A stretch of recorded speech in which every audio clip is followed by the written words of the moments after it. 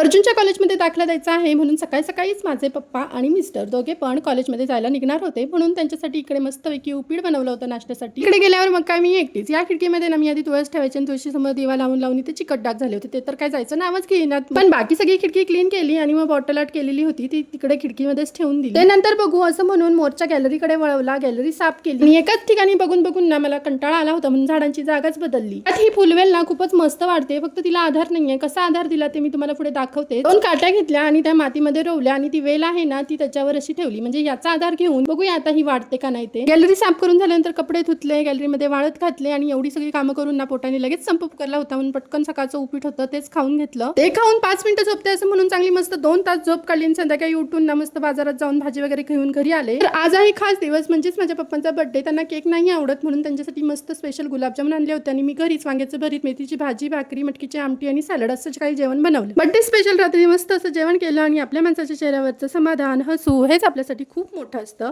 तर मग तुम्ही पण माझ्या पप्पांना त्यांच्या वाढदिवसाच्या शुभेच्छा द्या। भेटूयात आपण पुढच्या ब्लॉगमध्ये, तोपर्यंत बाय बाय।